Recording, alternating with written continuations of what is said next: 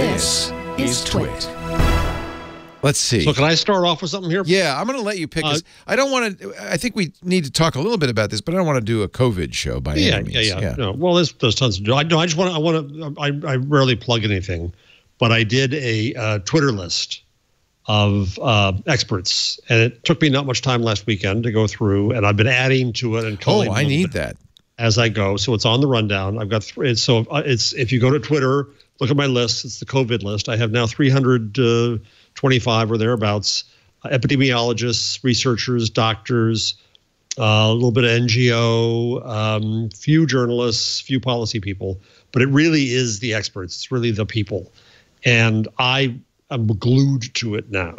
Last I checked, it had 1.4 or I forget how many followers it had. Last night it had less than 1,000. Now it has 2.6 thousand. So if you go to Twitter, actually, I'll show you. I'll do it on my system so I can show people what to do. Because what's nice is Twitter has kind of brought back lists. Yes. Which I think was one of the best features of Twitter. And for a while, they were kind of deprecating it. So if you go to Jeff's Twitter feed and I watch, I'm sorry, Jeff. Oh, no, night mode, no. I don't even use the dim mode. I go all the way to night. Oh, that looks like mine. I think it looks good, doesn't it? I love dark Twitter. Yeah, dark Twitter, man. If you click the three dots next to Jeff's head and go to view lists, you'll see his list. That's a little confusing because there is a lists item. Your own list. Right. There's a list item, but that's your lists on the left there. So don't do the one on the left. Go to the three dots next to Jeff's head, and then it shows his lists. And then if you click on his list, you can subscribe to it. And I think it's worth subscribing to, because then once you've subscribed to it, if you go to your lists, and you see I have a lot of lists that I follow and I've made and so forth. Can I, oops, what happened there? I don't know what happened. Twitter, I don't understand. How do I follow your list, or how do I go to? It says subscribe. You show I up did from your subscribe. list. Now from your list. It should be in my list, right? Oh, I didn't click the subscribe tab. There it is. Oh, so the easiest way to do this is that, and then you can, your Twitter that woman right on top. Stop there for 1 second. Devi Sridhar, she is incredible. She's in Scotland, and she's there. I think she's as important as Anthony Fauci, and really smart. And I've learned a lot from her.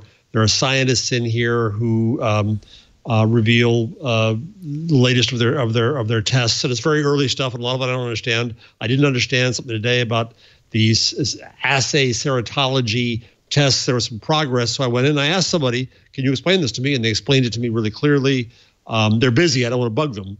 But it's quite phenomenal to see science in action, which is what this is. Very nice. Thank you for making that list. So I just wanted to mention that, and I think if you're tired of talk about misinformation, the beauty of this is you go to where the experts are. I'm not bothered in the least by any disinformation. I just spend my day on that getting scared to death. That's all.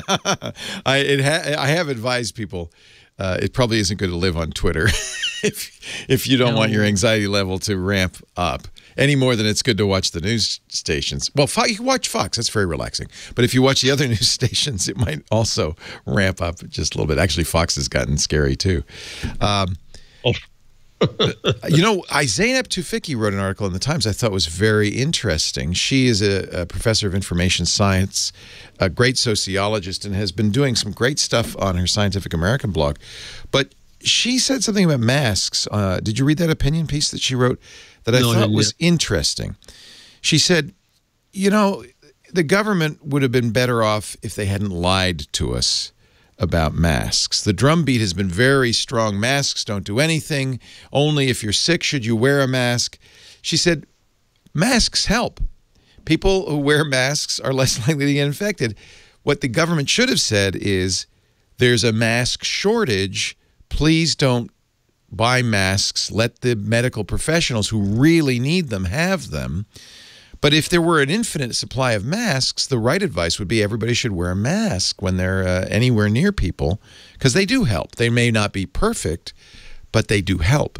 And she made an excellent point. She said you could even make your own surgical mask. It's not an N95 mask, but even that will help for two reasons. One, because it does keep particles from spraying into your mouth and nose. But 2, it also reduces the amount of time you touch your face. And, of course, that's one of the big problems is particles that land on surfaces that then you touch and then you touch your eyes, nose, or mouth and infect Stacey yourself. removes her hand from her chin. Yeah, like, well, touch your face. I sanitize. If I'm in a, like in here, I feel like I can touch my face because I'm clean. I've washed my hands. I've sanitized. I'm clean. But when you go out in public, you got to stop.